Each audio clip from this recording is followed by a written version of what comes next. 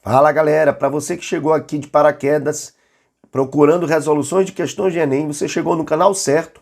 Eu sou o professor Marlos Andrei e hoje nós estamos aqui fazendo mais uma questão de uma série de questões da nossa playlist de resoluções de questões do Enem comentada por área, tá? Na aula anterior a gente fez uma questão também relativa à mudança de fase. Você pode seguir o nosso canal e verificar essa questão, tá? Não esquece de ativar o sininho para receber toda semana notificação de questões novas. Nós pretendemos resolver todas as questões do Enem desde 2008 até agora, em 2021, beleza?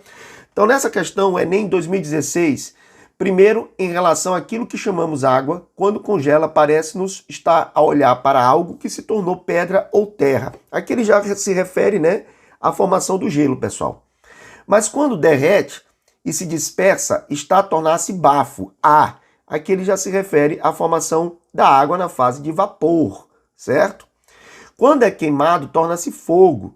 E inversamente, o fogo, quando se contrai, se extingue.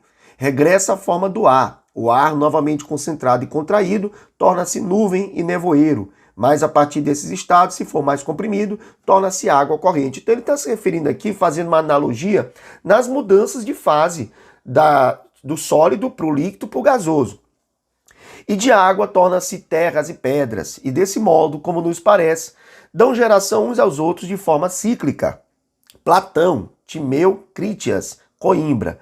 Bom, do ponto de vista da ciência moderna, os 4 elementos descritos por Platão correspondem, na verdade, à fase sólida, líquida, gasoso e o plasma. Para quem não sabe, plasma seria o 4º estado da matéria, onde você aquece um gás até esse gás perder os seus elétrons, ou seja, ele ficar carregado. É o que acontece ali no Sol.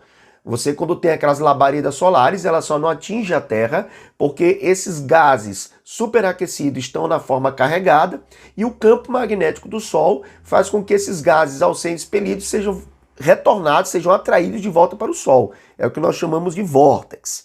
Bom, as transições entre elas estão hoje entendidas como consequências macroscópicas de transformações sofridas pela matéria em escala microscópica. Excetuando-se a fase de plasma, né? Então ele não quer que fale de plasma, essas transformações sofridas pela matéria em nível microscópico estão associadas a uma. Então, pessoal, nós estamos associando aqui mudança da fase sólida para a fase líquida e da líquida para a fase gasosa. O que acontece? Para quem não assistiu esse vídeo, eu vou deixar aqui na descrição um link para a nossa aula sobre transformação de matéria, para que você possa assistir. Mas aqui eu tenho apenas um fenômeno físico. Eu não tenho mudança na substância química. A água não deixa de ser água porque ela passou para a fase líquida ou para a fase gasosa. Ela continua sendo água. Então, por exemplo, na letra A, ele fala troca de átomos. Ora, pessoal, se eu trocar de átomos, eu vou estar tendo uma reação química. Então, consequentemente, não é um processo físico. A mudança de fase sólida para líquida e líquida para gasosa é apenas uma mudança na fase, na sua estrutura, ou seja, na forma com que essas moléculas estão organizadas no espaço. Então, trocar de átomo seria um fenômeno químico, seria uma reação. Transmutação nuclear. Aqui mesmo é que não é, porque a transmutação nuclear ocorre quando um elemento radioativo ele emite partículas do núcleo, transformando um elemento em outro elemento. Por exemplo, quando eu pego o carbono 14 e eu emito uma radiação chamada de beta, eu me transformo em nitrogênio. Então veja que o número de prótons aqui modificou. Eu não sou mais carbono, eu sou um novo elemento. Então, consequentemente, transmutação acaba sendo uma reação nuclear. Redistribuição de prótons. De novo, se eu modificar prótons, eu modifiquei o elemento, eu modifiquei a substância. Então também não é apenas uma mudança física. Mudança na estrutura espacial, formada pelos diferentes constituintes do material. Então essa é a nossa resposta.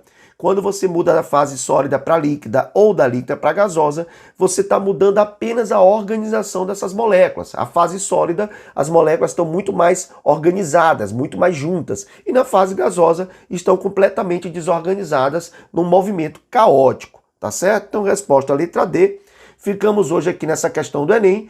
Forte abraço, valeu!